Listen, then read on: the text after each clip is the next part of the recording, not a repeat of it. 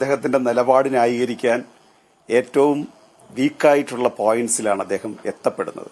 2-3 കാര്യങ്ങൾ മാത്രം ഞാൻ ചൂണ്ടിക്കാണിക്കാം.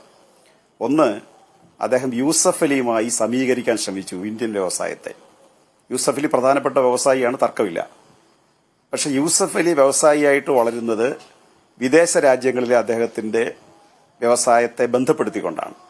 അവിടെ ഇന്ത്യൻ കൽക്കരി ഖനി അദ്ദേഹത്തിന്റെ കയ്യിലേക്ക് പോകുന്നില്ല, മാർബിൾ കോറി പോകുന്നില്ല, നദികൾ പോകുന്നില്ല, ഇന്ത്യയിലെ ഖനിജങ്ങളൊന്നും തന്നെ അദ്ദേഹത്തിന്റെ കയ്യിലേക്ക് പോകുന്നില്ല.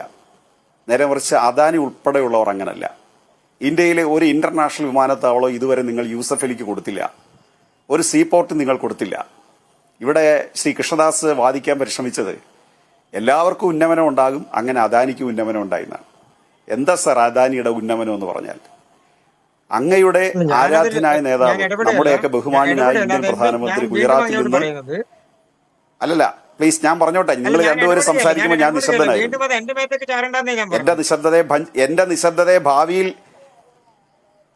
നിശബ്ദതയെ ഭാവിയിൽ ഭഞ്ചിക്കാൻ അങ്ങയുടെ ഇടപെടൽ സഹായകരമാകും. അതാണ് പ്രശ്നം.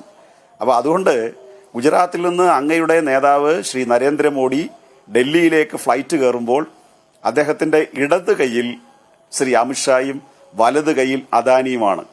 ദയവായി അങ്ങ് ഫാക്ട്സ് പരിശോധിക്കൂ.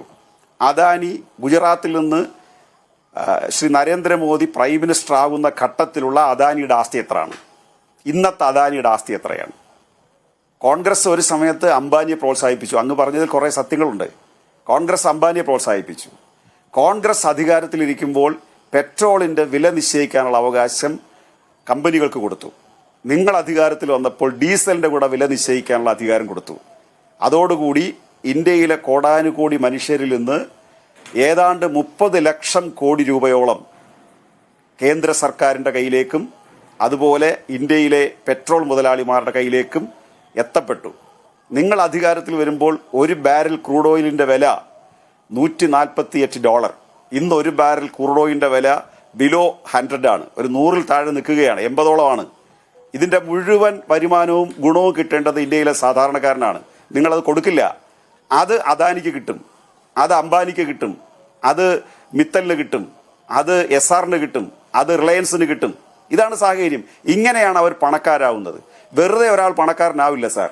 മറ്റൊരിടത്ത് കുറയുമ്പോഴേ വേറൊരിടത്ത് കൂടുകയുള്ളൂ. ഈ സാമ്പത്തിക ശാസ്ത്രമല്ല വലതുപക്ഷ രാഷ്ട്രീയം പഠിപ്പിക്കുന്നത്. ഇടതുപക്ഷ രാഷ്ട്രീയം പഠിപ്പിക്കുന്ന സാമ്പത്തിക ശാസ്ത്രം 12 കോടി ആളുകൾ ദരിദ്രരായപ്പോഴാണ് അംബാനി വളർന്നത്. നിങ്ങളിവിടെ വിഴിഞ്ഞം തുറമുഖത്തെക്കുറിച്ച് പറഞ്ഞു. കേരള സർക്കാർ ആവർത്തിച്ച് നിങ്ങളുടെ കാല് പിടിച്ചു പറഞ്ഞു, ഞങ്ങൾ ഈ തിരുവനന്തപുരം വിമാനത്താവളം കണ്ണൂരിലെ പോലെ സിയാലിലെ പോലെ ഞങ്ങൾ ഏറ്റെടുത്ത് നടത്താം. നിങ്ങൾ അത് തരാൻ തയ്യാറായില്ല. നിങ്ങൾ എത്ര രൂപയാണ് ലേലം ചെയ്യുന്നത്, അത് ഞങ്ങൾ തരാം. നിങ്ങൾ തരാൻ തയ്യാറായില്ല. നിങ്ങൾ അദാനിക്ക് കൊടുത്തു. എന്താണ് അവിടുത്തെ അദാനിയുടെ ഇൻട്രസ്റ്റ്?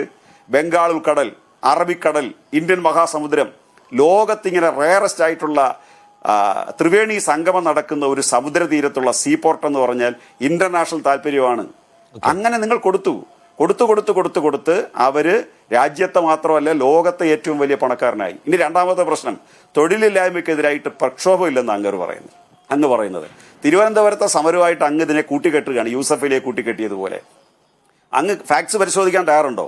കഴിഞ്ഞ 7 വർഷത്തിനിടയിൽ കേരള സംസ്ഥാനത്ത് PSC വഴി തൊഴിൽ കൊടുത്തത് 2,67,000 പേർക്കാണ്. ഈ രണ്ടാം പിണറായി സർക്കാരിന്റെ ആദ്യഘട്ടത്തിലാണ് 7,000-ലധികം വരുന്ന നമ്മുടെ LP സ്കൂൾ അധ്യാപകരെ മുഴുവൻ പോസ്റ്റ് ചെയ്തു. എടുക്കാൻ പറ്റിയ ലിസ്റ്റിൽ ആളില്ല. എന്തുകൊണ്ടാ? അതൊരു പോളിസിയുടെ പ്രശ്നമാണ്. എന്താണ് ആ പോളിസി? സർക്കാർ സ്കൂളുകൾ നാശത്തിന്റെ പാതയിലാണ്, ഇനി രക്ഷപ്പെടില്ല എന്ന് ശ്രീ AK ആന്റണി മുതൽ ശ്രീ ഉമ്മൻചാണ്ടി വരെ സർക്കാർ ആതുരാലയങ്ങളെക്കുറിച്ചും സർക്കാർ സ്കൂളുകളെക്കുറിച്ചും പ്രസ്താവന നടത്തുകയും മുതലാളിമാർ നടത്തിയാലേ രാജ്യത്തെ സ്ഥാപനങ്ങൾ രക്ഷപ്പെടുകയുള്ളൂ എന്നൊരു മെസ്സേജ് പ്രചരിപ്പിക്കുകയും ചെയ്ത ഘട്ടത്തിലാണ് കേരളത്തിൽ LDF വന്നിട്ട് അൺഇക്കണോമിക് എന്ന പദമേ നിഘണ്ടുവിൽ നിന്ന് മാറ്റിക്കൊണ്ട് സ്കൂളിനും ആശുപത്രികൾക്കും അൺഇക്കണോമിക്കൽ എന്ന പദത്തിന് പ്രസക്തിയില്ല, അത് സർക്കാരിന്റെ കയ്യിലിരിക്കേണ്ടതാണ് എന്ന് പറഞ്ഞിട്ട് അവിടെ പശ്ചാത്തല സൗകര്യം വികസിപ്പിച്ചുകൊണ്ട് കിഫ്ബി ഉപയോഗിച്ചുകൊണ്ട് 1000 കെട്ടിടങ്ങൾ നിർമ്മിക്കുകയും അക്കാഡമിക്കൽ അന്തരീക്ഷം മെച്ചപ്പെടുത്തുകയും ചെയ്തപ്പോൾ 10 ലക്ഷത്തോളം കുട്ടികൾ തിരിച്ചു വന്നപ്പോൾ അധ്യാപകർക്ക് ജോലിയുണ്ടായി.